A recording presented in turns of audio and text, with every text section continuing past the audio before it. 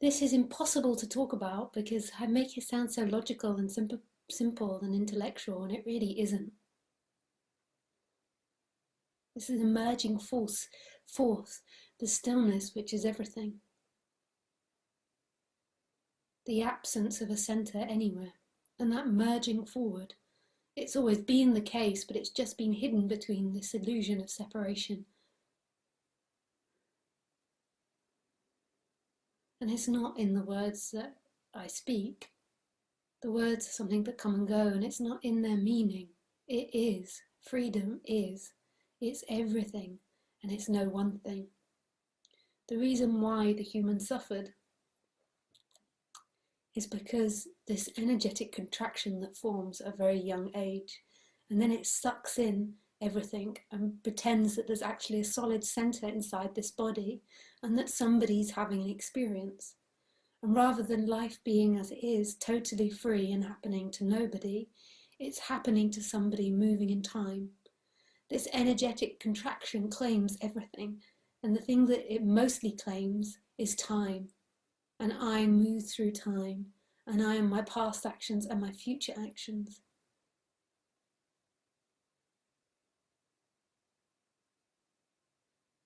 It also claims what the body does or didn't, what it looks like, the emotions and the feelings, but that's the main dynamic it claims. Me existing in time, and I arrived in this room. And there's nobody in this room. There's no I in this room. There is simply life happening for no one. And there's not a centre at any of it.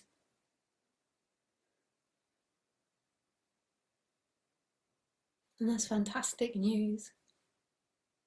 It's total freedom, but not for a person, because the person exists in time. And when that centre collapses, there's still a character, the characteristics of what the body is, what others describe you to be, a memory of time. But that character is no longer the centre of the universe. That character is another appearance happening in what is. And the character is the dynamics of the body-mind mechanism. The person's not the problem, but while the person's there, it can only see things. So it can only see something wrong with itself or something wrong with the world. So it often goes into the spiritual path and then spends years trying to improve itself, believing it will get enlightened. And there's nothing wrong with the attempt to improve, but it's not you, and you can never become enlightened. Enlightenment is everything.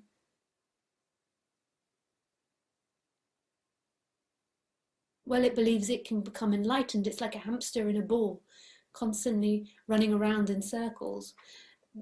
There's nothing wrong with the act of improving.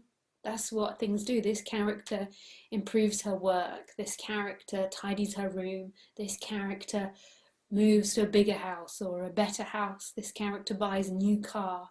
But that's never going to bring you happiness. That's just a series of pleasures and pleasures and pains come and go. And there's nothing wrong with the movement towards pleasure, but you will never find enlightenment in a pleasure. Most teachers and most people believe that enlightenment is about you and you getting to a certain emotional and behavioral state.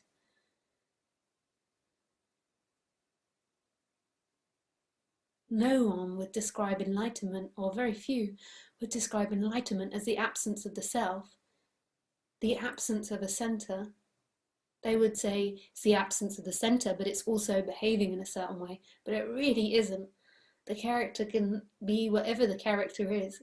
And that's the beauty of it. The character gets to be truly as it is. The person hears this though, the separate self hears this though, and it tries to copy that and tries to become non-dual, tries to act non-dual as if it doesn't have a centre. And it suffers because of that. It suffers because it tries not to have pleasures. It tries to sacrifice, which is just exactly the same as what the Christians do. You have to suffer in order to get closer to God. So it tries to suffer. It tries to sit and meditate for hours. It tries to hurt itself in order to get to this. Sit in I am, I am, I am, I am, I am, I am. Go to talks where it is bored to death. And there's nothing wrong with that, that's what's happening. But it's not in any of that. Enlightenment is. It is.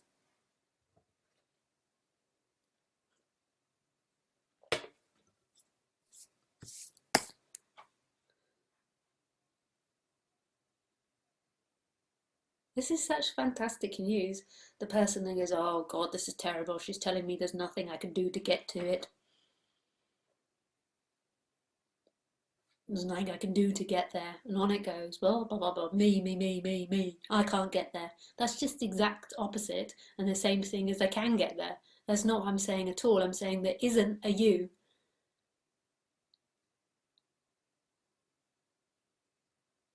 Yes, but she's saying I can't get there and I don't know what to do and I feel lost. And that's all on a different level. That's talking from a different perspective. Enlightenment is, and that's that coming back and waking up, and that happens by itself, like everything. You think you came to listen to this talk, you think that you brought yourself to non-duality, but actually non-duality appeared when it was ready to be heard, but not by the person. But then the person tries to be non-dual. And what bores those people are to be around. I'd rather be around a total identified person than somebody that's trying to pretend to be non-dual and holy and not be reactive and not show anger and not be jealous and not be naughty. Oh my God, I'd rather be around a Christian than that. Terrible. Who says in the middle of an argument, yes, but sweetie, I don't know why you're getting angry because nothing's happening. There is nobody. I don't know why you're getting angry. This is all there is. This is total identification with non-duality. This is the person taking it on as them, trying to be non-dual. Actually, the character becomes more the character.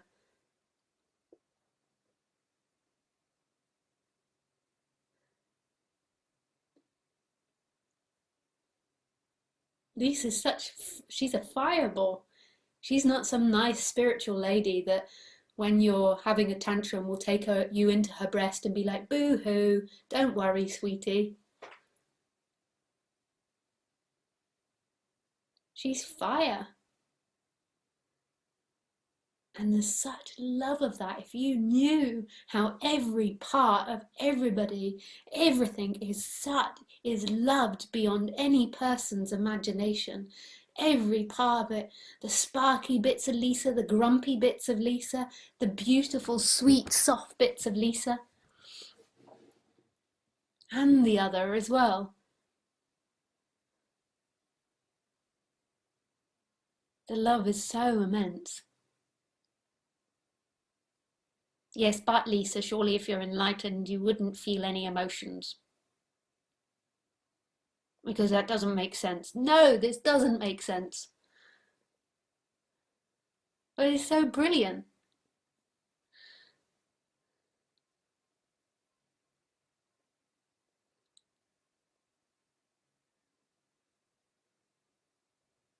And I see people when they come to my talks, they're watching me, trying to work out what I'm like. And really what it is they want to say to themselves, it's okay to be me. So in a way, I think that people, when they come to my talks, they want to see me fuck up. They want to see me angry. They want to see me fiery or not nice. Because then they want to say, okay, so it's okay that I'm like I am. And if you knew how much love there is in every action, every word, it's just because the person's separated, it doesn't feel like that. It feels contracted and not enough. But this world is made of total love in all its darkness and lightness. It's a world of opposites. The way that which life created all this is in the world of opposites. But the spiritual seeker wants to find only light. It's scared of the dark. It runs in circles trying to find only light. I love the darkness.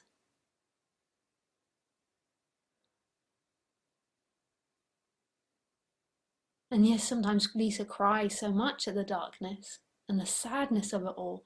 But if you didn't have the sadness, you wouldn't see the light. If you didn't have the darkness, you wouldn't see the light. I love watching those videos of animals being saved. And don't you get it? That if the animal wasn't in danger, you wouldn't have the joy of saving. And it's so beautiful, all of it.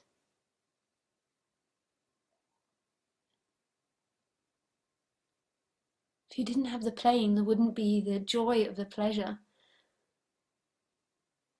But the separate self is always trying to look for freedom in that dualistic world, and it won't find it in the dualistic world.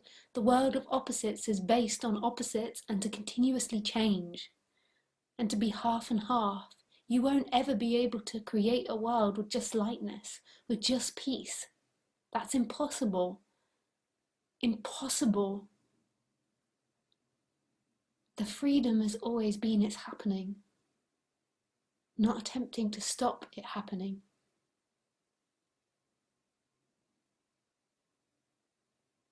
It's so beautiful, this subject. And so, Lisa, I'm so in love with it. It makes me want to cry often, the beauty of it all.